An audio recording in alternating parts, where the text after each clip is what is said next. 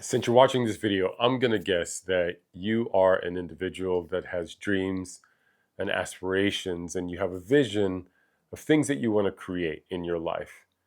And you probably realize that when you create these things, it's going to make your life more meaningful, more exciting, and maybe add a little bit more passion into your life. And in order to create what you have as an idea or vision in your mind right now, it's really important to identify what are the aspects within you that are preventing you and blocking you from creating that which you desire. Unfortunately, many people believe that in order to have a more meaningful and fulfilling life and create the dopest life that they could possibly live, that external factors need to change, like the amount of money that you're making, your physical appearance, the type of house you live in, the type of car you drive, the type of girlfriend or boyfriend or partner that you want to have in your life. But there are also a lot of you that are starting to realize that it isn't these external factors that need to change in order for you to have a more fulfilling and meaningful life. So, as a creator, you're asking yourself, what is it? What is it that I need to focus on in order to take these ideas that I have and turn them into reality? To take the creative endeavors that you might be working on and actually turn them into the manifestations that you envision. The answer to that is focusing in and identifying what are the internal mechanisms, the narratives, the stories, the beliefs that you're holding that prevent you from being in alignment and a deeper connection, and from being in a deeper connection with your soul and ultimately the essence of who you are. When you're out of alignment with the essence of who you are and out of alignment with the universal intelligence that guides you towards creating that which you envision in your mind, the experience that you have is stress, discomfort, procrastination, lack of clarity, lack of focus, lacking the energy that you need in order to take the actions that you know are necessary in order for you to create what you want to create. But when you identify the internal mechanisms that lead ultimately to those experiences that I just mentioned, then you can integrate them. And once you resolve them, then you become in greater alignment with the essence of who you are and with the universal intelligence that wants to guide you. And the experience that you have when you are in alignment is the feeling of calmness, the feeling of knowing exactly what you need to do, the feeling of excitement because you know the thing that you want to create is literally on the other side of the actions that you know you need to take. And so it is important for you to identify these mechanisms in order to create that alignment I'm speaking of. This highlights the importance of cultivating the skill of self awareness because when you are aware of what's going on within you and also externally, then you can identify when you are out of alignment. And one of the best signals to identify whether you are out of alignment or not is stress. Let's start by talking about the mechanics of stress because when you understand the mechanics of stress, you'll know how you relate to stress. And when you know how you relate to stress, this will give you the awareness that you need to understand how to actually leverage the benefits that stress has to offer to you. All right, so I'm going to read you the 3 facts about stress. Fact number 1: stress affects the body regardless of its intensity. When stress occurs, numerous biochemical events are triggered. If left unchecked, these reactions impair cognitive functions, drain energy, disrupt sleep patterns, and diminish emotional, mental, and physical effectiveness. Fact number 2: people often become desensitized to their stress. Instead of addressing the root causes, individuals tend to distract themselves or numb the discomfort caused by physical reactions. By avoiding stress, daily pressures accumulate, potentially leading to significant consequences such as dis-ease. Fact number 3: many of our reactions to external stimuli are learned behaviors. Consider our response to cold weather. While many shiver or scream, individuals like Wim Hof have shown that we can retrain these responses. Similarly, we can retrain our reactions to stress.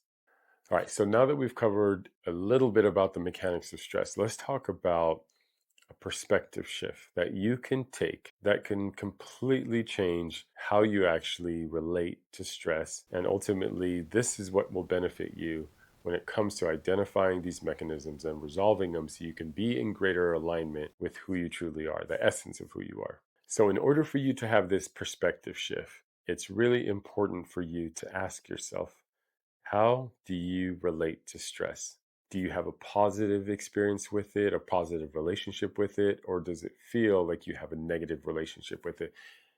And when you answer this question, be honest with yourself because it's not going to benefit you to not be honest with yourself. And I know you probably have a hard time seeing stress as a positive thing because most of our society demonizes it. But here's the thing, anything that's viewed through a negative lens prevents you from actually being able to leverage the benefits of that person, place, or thing when you look at it through a negative lens.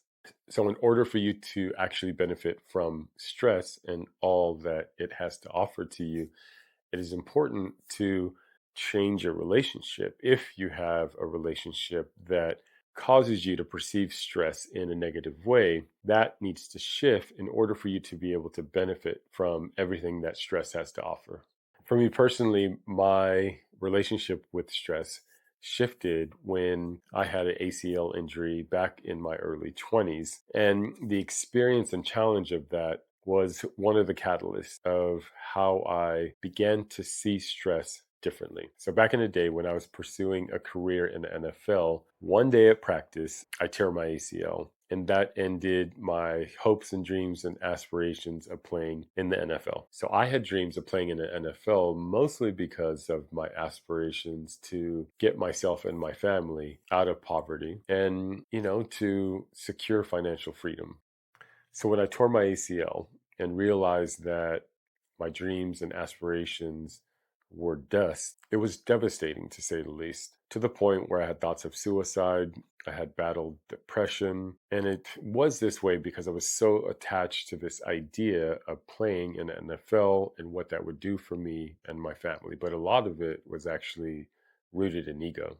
That experience ultimately enabled me to realize how attached I was to this identity of being an athlete and how attached I was to the recognition, the validation, and the love and acceptance that I received when I played well. But what it did was it subconsciously had me tying my value and my worth to my performance and how well I did on the field. So despite everything that I went through emotionally and mentally, this catalyzed a deeper awareness of my experience as a human being and what it meant to have these attachments. And I learned so much from that process that now has greatly benefited my life. And I'm telling you this story because it highlights the reasons why it's important to understand our relationship to stress and shift that perspective and that relationship if you do not view stress as a beneficial, healthy, and positive thing. Because if you don't, then you may be missing out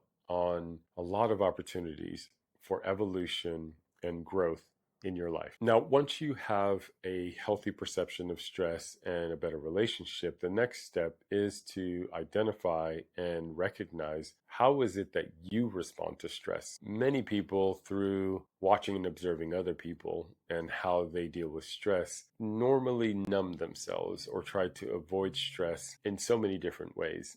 And if you're the type of person that does that, then you have probably adapted to such a degree where you may not even recognize when you're actually feeling subtle amounts of stress, which have just as much as the impact as when you have those big stressful moments. But fortunately, there are so many signs and signals that stress is present. Physically, stress disrupts major bodily systems such as the immune, cardiovascular, nervous, digestive, and endocrine systems. Symptoms include low energy, brain fog, fatigue, irritability, nervousness, anxiety, breathing difficulties, digestion problems, muscle aches, headaches, and sleep issues. So I want you to think of these symptoms as the body's check engine light. These signals that we often are getting normally for most people go unnoticed. And this is in large part because we live in such a fast paced world. And so when you're moving really quickly, it's really difficult to notice that you're actually feeling stressed because your attention is being placed on many external factors from one moment to the next in your life, which then has you not looking into what's going on within you to be able to even notice when stress is actually present. But thankfully, we have people who have done the work and have brought us technology that enables us to measure and identify when we're actually experiencing stress. One of those pieces of technology is called the Inner Balance Device, which was developed by an organization called HeartMath. So HeartMath is an organization that has been around for about 40 years, and they have about 300 or so peer-reviewed studies, maybe more now because they've been doing a lot of work. And through these peer-reviewed studies, what they found is that the heart rhythms can indicate when we are experiencing stress. So the Inner Balance Device, which is a device that connects to your ear because your ear has capillaries that connect to your heart, enable you to measure your heart rhythms, which then in real time can tell you whether you are experiencing any level of stress. So when you use technology like the Inner Balance Device and you do the work with your self-awareness to understand how you relate to stress and what are the factors that trigger stress for you specifically, then you have more agency in managing it. You can look at people like Wim Hof, who's considered the cold weather expert because of his ability to be in extreme cold, but not respond the way that most people do when they're experiencing extreme levels of cold. He shows us that you can retrain your response to just about any external stimuli, and as a result, have a different life experience. And when you go through the process of retraining your relationship to any external stimuli, going through this process is going to enable you to get to know yourself and to get to know the underlying mechanisms, the, again, thoughts, the beliefs, the narratives and stories that you tell yourself that cause you to relate to a specific level of stimuli or any type of stimuli in a certain way. And then when you retrain these mechanisms or resolve and integrate these mechanisms, you can have a different response to these external stimuli, which is really powerful and beneficial. Then you could take that information and you could apply it to when you're sitting down to take an idea and you want to turn that idea into reality. You can then look within yourself and be clear of what mechanisms are preventing you from actually being able to take that idea and turn it into what you envision it to be. So although what I'm outlining seems pretty simple, and in theory it actually is, it can often be difficult because these mechanisms act like any other being. And I'm saying that because they are alive and they want to live and survive just as much as you and I do. And because of this, they hide in the crevices of your soul and they slither, they move when you try to bring your awareness onto them. And as a result, that's what makes it difficult for people to actually identify and integrate these mechanisms. And so this is why it is helpful and beneficial to have some support. So I'm offering that to you. If this is something that you find yourself having a challenge to do to identify these mechanisms, then leave your email with me or DM me. You and I can talk and we can have a conversation about what it would look like for me to support you in this process. But be forewarned, this is not an easy process. You have to be humble. You have to have a level of humility in order to really be successful. Because if you're not willing to be humble and have the humility to be honest with yourself and honest with others, then it's just going to be a hard time for you. Because in order for you to know yourself and be in greater alignment with who you truly are, it's important for you to first be able to say to yourself, you know what? I am a fool. I don't know what I need to know. And I'm willing to actually learn. And you have to be willing to shed your arrogant ego. Your arrogant ego is what's in the way of the things that you envision, that you dream of, and the ideas that you have that you want to bring into reality. It's a hell of a burden to look at these aspects of yourself that you probably haven't looked at in a long time and probably have avoided. And you must be able to go through the grief of not doing the things that you know you needed to do, and the shame and the guilt that might come with realizing how you've prevented yourself from actually achieving what is rightfully yours. And if you choose to go on this journey, you have to be willing to feel isolated, to feel lonely, and to feel separate from everybody else, because that is what it's going to take in order for you to know yourself at the deepest level and know what are the things that are actually preventing you from creating what you envision in your life. It is the most meaningful journey, even though it's so challenging and so hard. It is the most meaningful journey that you could ever take. So pack your bags and let's go. I'll catch you on the rocket ship. Peace.